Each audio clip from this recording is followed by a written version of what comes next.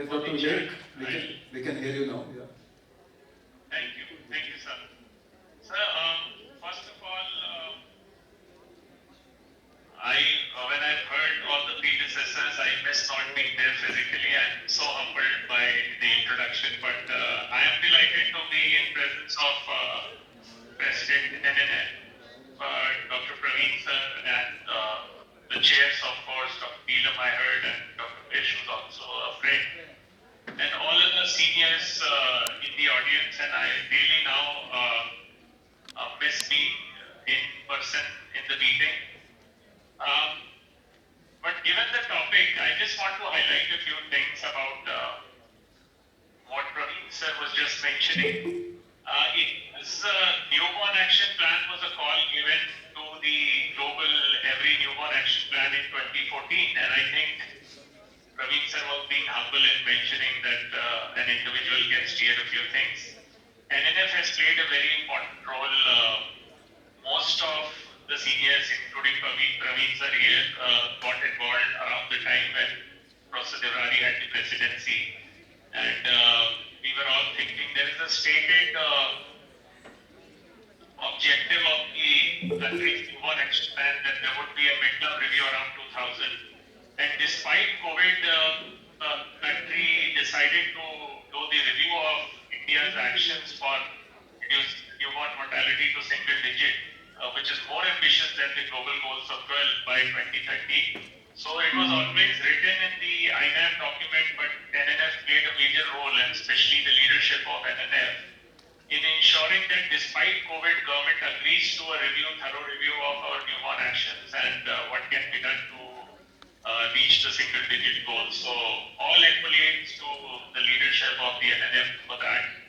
And just a reminder to everyone that every year country celebrates the for advocacy of the newborn week, which is also thanks to NNF. Now coming to the topic at hand, I see that J&K definitely has become an exemplar because the 4 states that were selected to do the complete bottleneck analysis-based review of its newborn actions, Jammu-Kashmir along with UP and Telangana and Meghalaya will be showing the others now in the coming year that how to undertake a bottleneck analysis-based plan to reach the 2030 goal. That has a big advantage. Now, in terms of where it's like Jammu and Kashmir that have already lowered their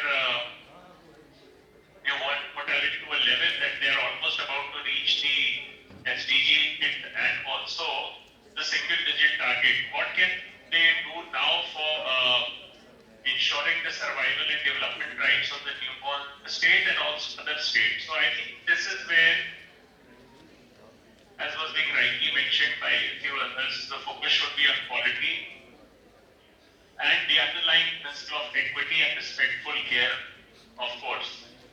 So which means that if there are mothers who are still delivering, if we have to begin a preconception, if there are pockets where there are high home deliveries, we should identify and ensure that we work with communities there to bring those families to facilities for delivery. Then our bottleneck analysis has shown that we are missing on the early registration of these pregnancies for antenatal care. So I mean that should be the focus now, universalizing early registration. And WHO, for example, is already working with Government of India to ensure that guidelines we bring our 4ANC to 8ANC. And these are the next level of steps that need to be taken by states that are already ahead of the others and about to reach the SDG targets. Now, when it comes to care of the newborns, the immediate newborn care or the care of the small and sick newborns, I think the kind of things that the state should focus now is how to decongest the available small and sick newborn care units. Because obviously, if we go by the delivery load, we need more bed strength, the warmer strength than there is currently available. Although globally, because of India's success for the small and sick newborn care units being in every district, there is an indicator which puts India already having achieved the 2025 milestones. It says that at least every district has a SNCO. So greater than 80% of districts or similar administrative units in the country should have an SNCU. India already has that. But we know as a country for our population, one SNCU per district may not be sufficient. So I think that is where we need to invest more in the newborn stabilization units by design in that work in states.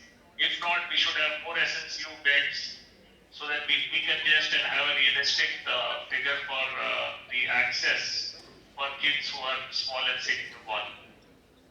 Now, one clear target is that all our SNCUs should have CPAP functional, which means equipments and supplies, but also the capacity of the nurses and physicians there to work with CPAP.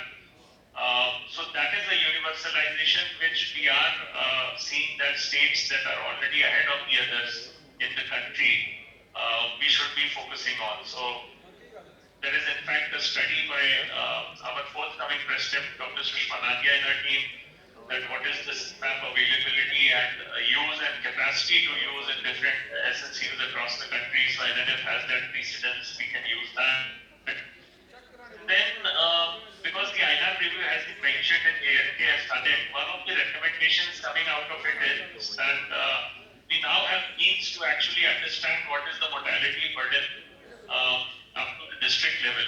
And one of the recommendations going to be is that none of the districts also should be left below an NMR of 15 or 20. So even within the states that have advanced in lower NMR, they should now be focusing on geographies and districts where the averages can pass success. So let's say on an average state pockets which are lower. So there is going to be a recommendation which should say that no state in the country should have an NMR more than 15 by 2030, and no district in the country should have an NMR more than 20. So similarly for the state of J&K, we can look at other geographies of how we can look into this equity issue. The thing I would want is that we would like to see especially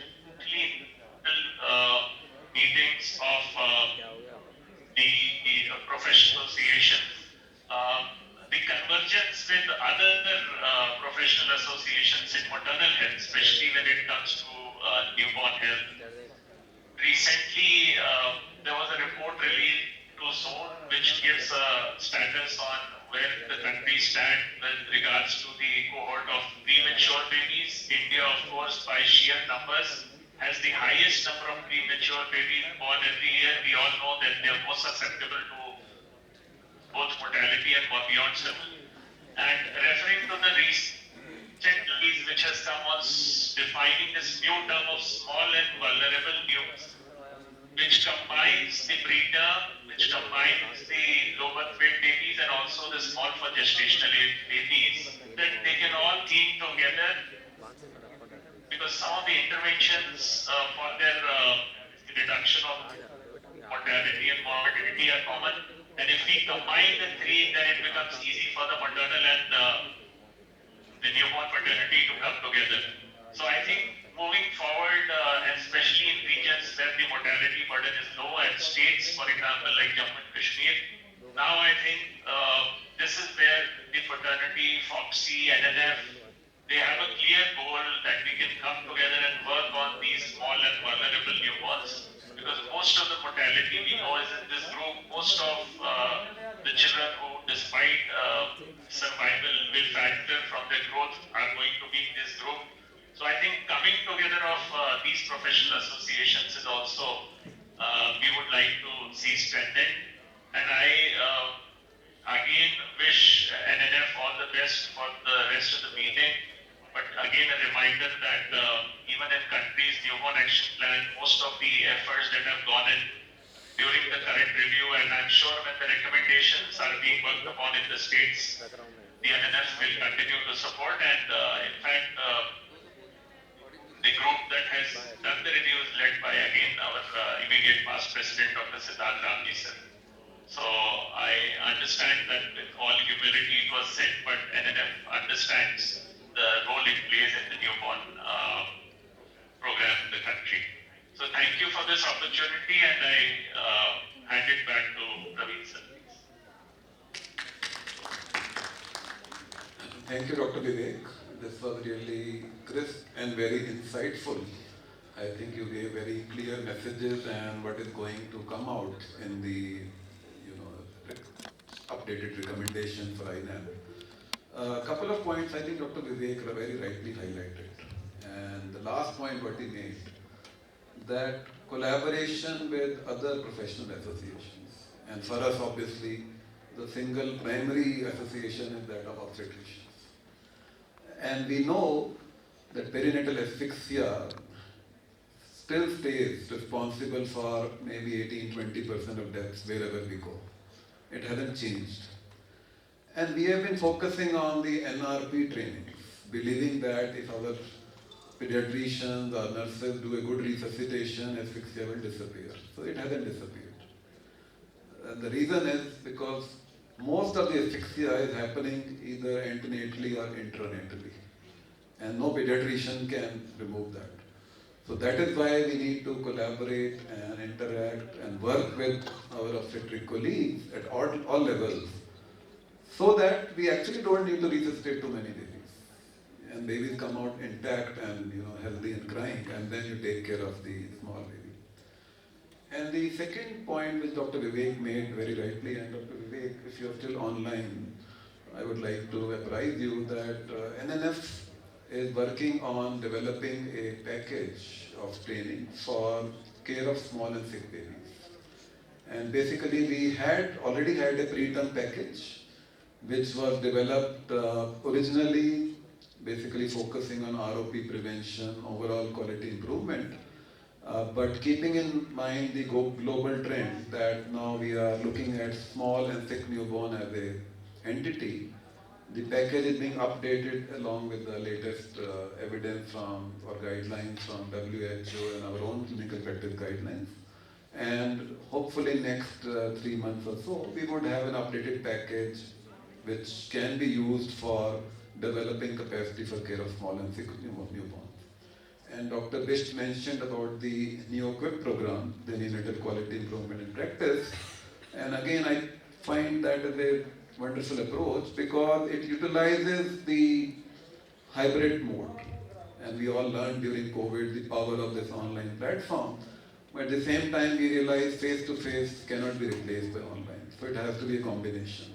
So NeoQuip tries to utilize the strengths of both the modes and over a period of 6 to 8 weeks, tries to build the skills, capacity of both doctors and nurses together. So the program runs as a team. It's not that doctors are being trained separately, nurses separately. And hopefully over the next few months we would have even more such programs coming out. So this has been really wonderful, Dr. Vivek. Thank you so much for sparing your time. I know you have been traveling to G20 and other meets and so on. Now before I give my concluding remarks, I would request Dr. Sunil Dutt Sharma and Dr. Vikas Mahajan, President and Secretary of J&K NNF, to give their comment, please.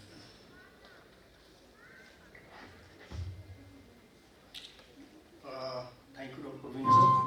First of all, I would like to thank the Central NNF for giving our state, J&K, this opportunity for organizing this North Zone NNF. So thank you for that. Secondly, I would like to welcome all the delegates to the state of J&K. I hope your stay is wonderful over here. Thirdly, I would like to thank all the speakers, Dr. Mishra, Dr. Sani sir, and Dr. Muzaffar sir.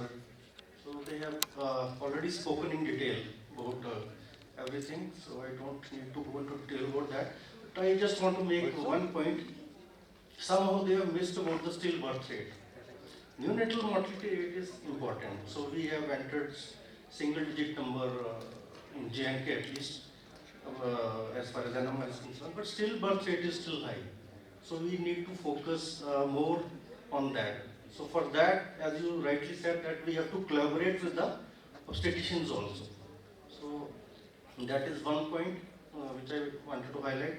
And second is because we have SRS system now, so we should identify the areas where there is more number of the NMR is more or the SPR is more. So those areas or those districts, or because SRS provides us the information from the sub-district level also. So we can choose those areas and concentrate more on those areas. So thank you, all of you, and my best wishes for the conference. Thank you.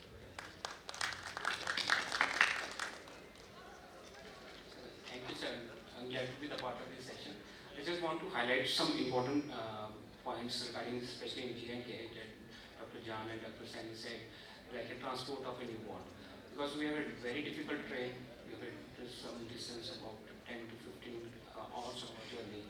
So for J&K and also for all over India, we need to have some transport training program, like a certified training program as in the Western countries. I think this is a time we should concentrate on this aspect also. Second point, I just want to comment regarding the training of neonatal nurses here. Like as a US and Canada, we have a nurse practitioner course or like a diploma course. I think this is time we should concentrate on these aspects also. Because we have a wonderful program for medical graduates in DM, MD, fellowship. Now this is a point where should we concentrate at this point of time. With this, I thank Organizing Secretary, Dr. Shokat, Dr. Praveen, President, and Dr. Ravi Sachin for organizing this wonderful event in J&K. And I hope the deliberation of this conference is helpful in framing some important guidelines for J&K. Thank you. Thank you, Dr. Vikas and Dr. Sunil. So I think Dr. Vikas raised two very important points. India had this revolution of national ambulance system 108, and these days it's very effective in most places. However, as you rightly said, ambulance is just a vehicle. What we need is a referral and transport system, which doesn't exist. However, that initiative has to come from us only. We, the NNF members, have to work in our own areas, create some models and demonstrate to the government